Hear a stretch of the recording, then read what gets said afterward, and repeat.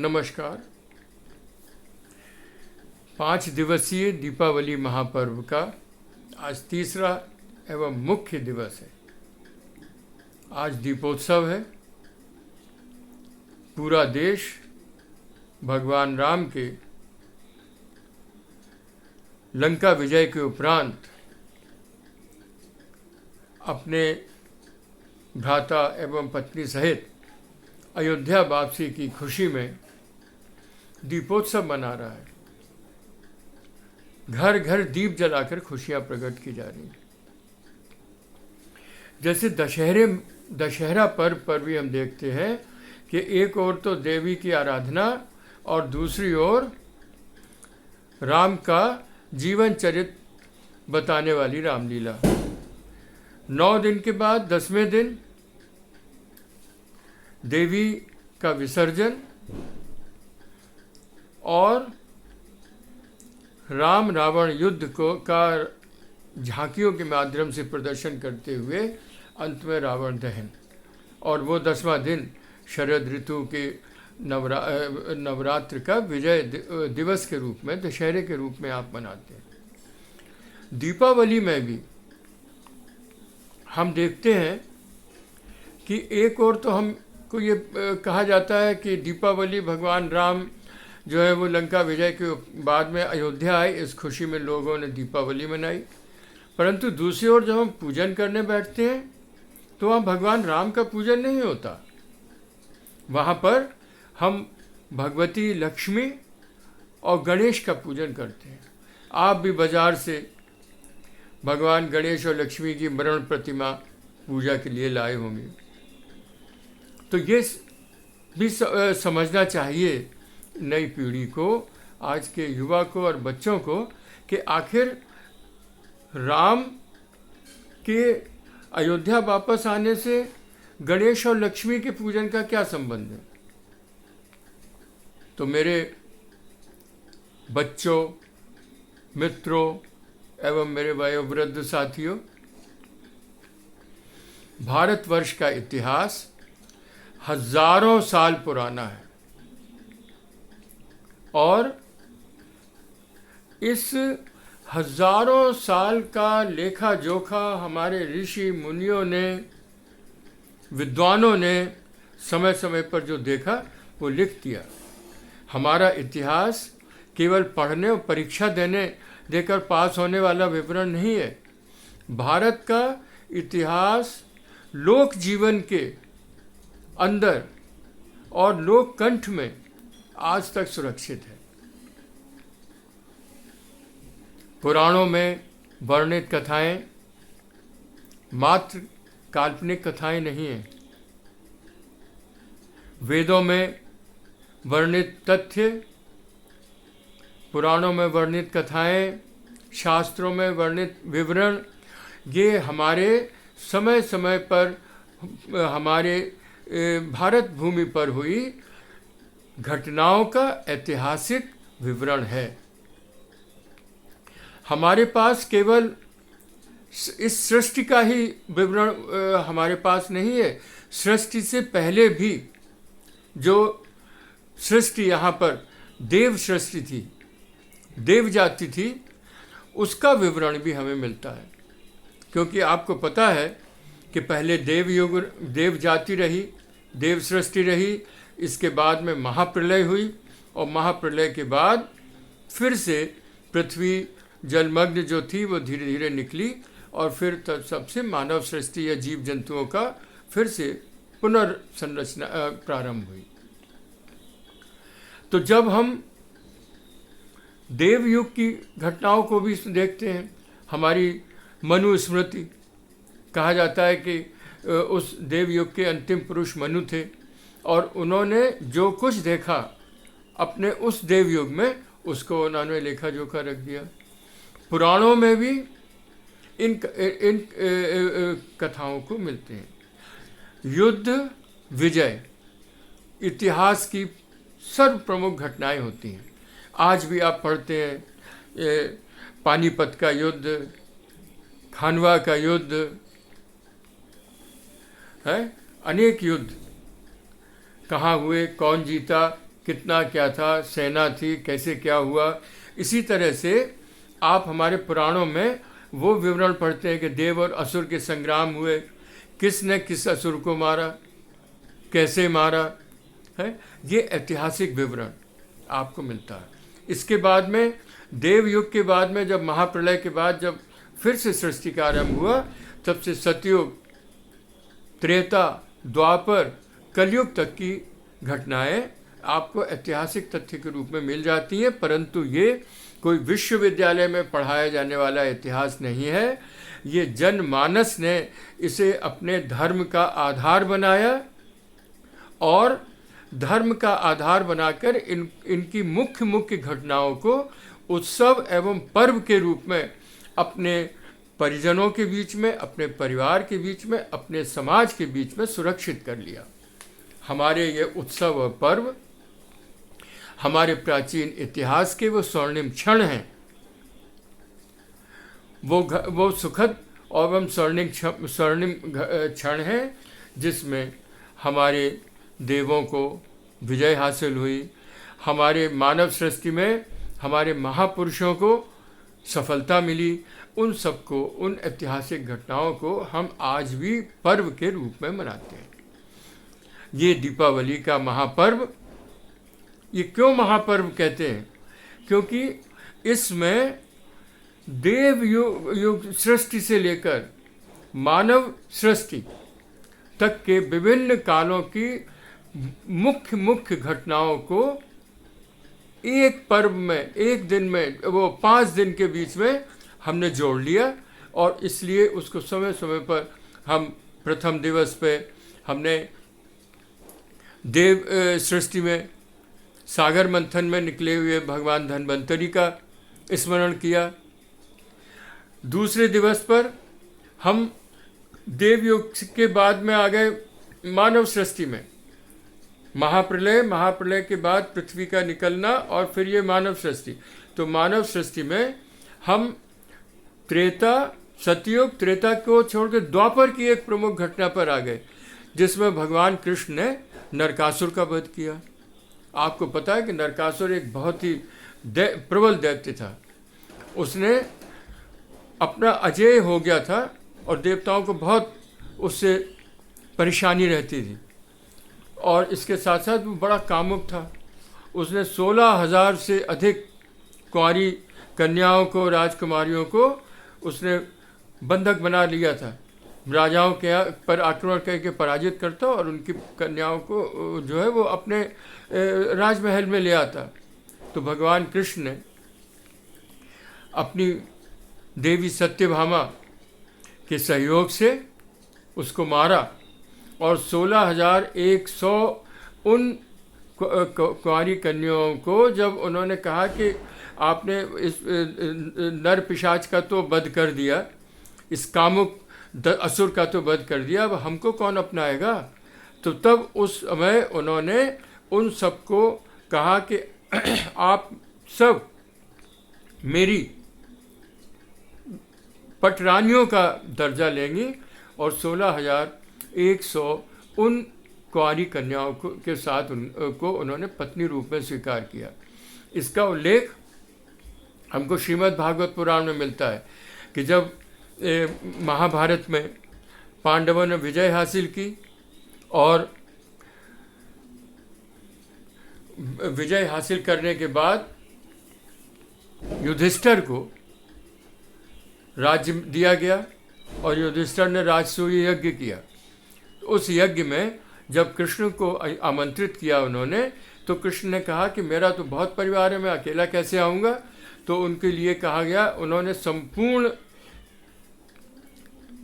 परिवार के साथ जब आमंत्रित युधिष्ठिर ने किया तो वो अपनी 16,108 रानियों के साथ युधिष्ठिर के राजसूय यज्ञ में उपस्थित हुए थे। उनके लिए एक अलग से नगर बसाना पड़ा था, ऐसा उल्लेख श्रीमद् भागवत पुराण में मिलता है। इसी तरह से आज का दिन मुख्य दिवस है दीपावली का। आज भी हम देव सृष्टि की एक घटना को और दूसरा त्रेता युग की दूसरी घटना को, जो हमारे इतिहास में, भारत के इतिहास में जो महत्वपूर्ण है, उन दोनों घटनाओं को आज फिर से याद करते हैं, स्मरण करते हैं और खुशी मनाते हैं उसमें। आज के दिन सागर मंथन का ये अमावस्या, कार्तिक कृष्ण पक्ष की अमावस्या का दिन था, जो देव और असुर जो सागर मंथन कर रहे थे, उसमें आज के दिन समुद्र से लक्ष्मी का प्राकट्य हुआ, श्री और धन की, समृद्धि की देवी आज प्रकट हुई। तो आज देवी लक्ष्मी का प्राकट्य दिवस है और उस प्राकट्य दिवस को के परिणाम स्वरूप हम देवी लक्ष्मी की पूजा करते हैं। तो ये तो इस पृथ्वी की, इस मानव सृष्टि से पहले की देव सृष्टि की घटना है। अब आप एक चीज़ और भी देखेंगे कि उल्लेख मिलता है कि हम लक्ष्मी की पूजा करते हैं, परंतु आप पूजा करते हैं गणेश और लक्ष्मी की। भगवान गणेश का कोई उल्लेख नहीं मिलता इस घटना से। तो ये बड़ी विचित्र बात लगती है कि फिर जब हमें खाली लक्ष्मी की पूजा करनी चाहिए, भगवान गणेश की पूजा क्यों करते हैं? तो इसका उत्तर मैं आपको ये देना चाहता हूँ कि आप पर अगर लक्ष्मी प्रसन्न है तो आप पे अपार धन संपत्ति आ जाएगी, पर उस धन संपत्ति का सदुपयोग करने के लिए आपको बुद्धि की आवश्यकता है, बुद्धि की, विवेक की। और अगर आपके पास बुद्धि विवेक की कमी है तो फिर आप लक्ष्मीपति होकर, धन वैभव से संपन्न होकर उसका दुरुपयोग करेंगे, आप दुराचार की ओर जाएंगे, आप धन का अपव्यय करेंगे, आप मांस मदिरा का सेवन कर सकते हैं, आप कामुक प्रवृत्ति की ओर जा सकते हैं। इसलिए हम तब से श्री भगवती लक्ष्मी की पूजन के साथ भगवान गणेश को साथ में रखा गया, हमने उनका पूजन किया। क्योंकि भगवान गणेश बुद्धि एवं विवेक के देवता हैं और उनका परिवार भी सब कुछ इसी से जुड़ा हुआ होता है, लक्ष्मी की संपन्न से। रिद्धि सिद्धि उनकी पत्नियां हैं, शुभ लाभ उनके पुत्र हैं। तो वो विवेक, बुद्धि और विवेक से आपको धन खर्च करने की सलाह देंगे। उनकी कृपा हुई तो आप इस लक्ष्मी की कृपा से प्राप्त धन का सदुपयोग करेंगे। इसलिए हम देवी लक्ष्मी के साथ भगवान गणेश का भी पूजन करते हैं। तो ये बात प्रायः लोग नहीं समझते और पढ़ते तो हैं पौराणिक को लेकर कि प्रकट हुई देवी लक्ष्मी, तो हम लक्ष्मी और गणेश दोनों का मिलकर पूजन करते हैं। और इसी तरह से आज के दिन दूसरी घटना, इस देव सृष्टि के बाद महाप्रलय हुई। महाप्रलय के बाद जब पृथ्वी पर फिर से जनजीवन प्रारंभ हुआ तो फिर युग आए, उसमें सतयुग निकला, इसके बाद त्रेता युग आया। तो त्रेता युग की भी एक महत्वपूर्ण और स्मरणीय ऐतिहासिक घटना को भी आज हम स्मरण करते हैं, और वो ये है कि त्रेता युग में भगवान राम के बारे में तो आप सभी जानते हैं, और कहा जाता है कि ये मर्यादा पुरुषोत्तम भगवान राम ने लंकापति रावण पर जब विजय प्राप्त की और अपनी अर्धांगिनी सीता को वापस लाए, तो आज के दिन वो अपने भाई लक्ष्मण, पत्नी सीता सहित अयोध्या में आए थे। अयोध्या में उनके शुभ आगमन की तैयारी की गई और उनके आगमन में इस खुशी में घर घर दीप जलाए गए, उत्सव मनाए गए। तो इस तरह से ये दीपावली का आज ये मुख्य पर्व जो है, एक तरफ तो देव सृष्टि में की प्रमुख घटना सागर मंथन में निकली देवी लक्ष्मी का उल्लेख करता है और उनको स्मरण करता है, और दूसरा त्रेता युग में भगवान राम की विजयोपरांत पुनः अपने गृह आवास में आगमन के स्वागत में जलाया गए दीपों के उत्सव का भी आपको स्मरण कराता है। तो ये 5 दिवस के पर्व में आप अपने पूरे पौराणिक इतिहास को, मतलब देव सृष्टि से लेकर मानव सृष्टि तक की प्रमुख घटनाओं को, अब कल आप जो वो करेंगे वो गोवर्धन कहा जाता है प्रतिपदा के दिन। और गोवर्धन में जो है वो फिर आप द्वापर में आ गए। त्रेता में आपने राम की विजय मनाई, देव सृष्टि में आपने लक्ष्मी का प्राकट्य आज किया, और कल जब आप आएंगे तो फिर आप द्वापर युग की उस प्रमुख ऐतिहासिक घटना को फिर से स्मरण करेंगे। और क्या है कि उन्होंने, भगवान कृष्ण ने इंद्र के गर्व को चूर करने के लिए, क्योंकि इंद्र की पूजा लेता था, वो वर्षा तभी करता था, भगवान कृष्ण ने गोपियों से कहा और वहाँ के गोपों से, क्यों, उनका काम है समय पर जल देना, पूजा क्यों किया जाता है उस, तो परंतु लोगों ने वहाँ के, कहा जाता है कृष्ण के कहने पे पूजा बंद कर दी तो इंद्र ने कोप किया और जल वृष्टि कर दी, सब डूबने लगा। जब सब डूबने लगा तो भगवान कृष्ण ने अपने गोप साथियों की सहायता से जो है वो, कहा जाता है जैसे आप बांध बनाते हैं पानी को रोकने के लिए, सैकड़ों हजारों लोगों ने मिल के एक पर्वत जैसा बांध बना दिया जो गोवर्धन कहलाया, गोवर्धन पर्वत कहलाया, और उससे पानी का आगे को रोक दिया गया। पानी जो अंदर जलमग्न कर रहा था गांव को, रोक दिया गया। तो उस घटना को कल आप स्मरण करते हैं। इसके बाद अंतिम दिवस जो है वो भैया दूज का आता है, यम द्वितीया का आता है।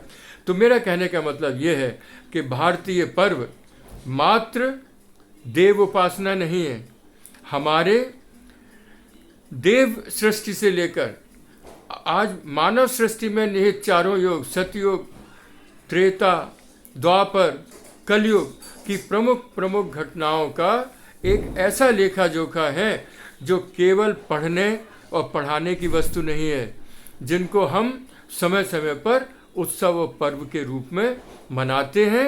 अपने उन महापुरुषों के द्वारा किए गए महान विजय को, महान कार्यों को, उन सबको याद करके हम गौरवान्वित होते हैं। तो इस तरह से ये दीपावली ये एक महान पर्व है, और इस महान पर्व को हम जो है बड़ी श्रद्धा के साथ उत्साहपूर्वक मनाते हैं। हमारे पुराण इस बात को नहीं भूलना चाहिए। विदेशी इतिहासकार क्या इसके मर्म को जाने, क्योंकि उनका इतिहास और उनकी सभ्यता कोई बड़ी पुरानी थोड़ी है। हम तो अनादिकाल से भारत भूमि जो है ऋषि मुनियों का केंद्र रही, बड़ी बड़ी आध्यात्मिक चेतनाओं को हमने अपने अंदर जागृत किया। तो इन सबको लेखा जोखा हमने अपना इतना पुराना इतिहास रच दिया और हमने उसको धर्म से जोड़ दिया। धर्म कोई मात्र कर्म कांड नहीं है। इति धारयति धर्मः, धारण करने योग्य कर्म, धारण करने योग्य कर्म धर्म है। और इन महापुरुषों के जीवन चरित्र से, इनकी घटनाओं से हम जो है उनसे जो है वो सीख लेते हैं और उनको अपने जीवन में आचरण में लाते हैं। तो इस तरह से ये दीपावली महापर्व का ये मुख्य पर्व आप सबको मंगलमय हो। देवी लक्ष्मी आप पर अपना कृपा रखें, आपको समृद्ध करें, आपको श्री संपन्न करें, और भगवान गणेश आपको उस धन संपदा का सदुपयोग करने की बुद्धि दें। इसी आकांक्षा के साथ, इन्हीं शुभकामनाओं के साथ दीपावली की बहुत बहुत शुभकामनाएं।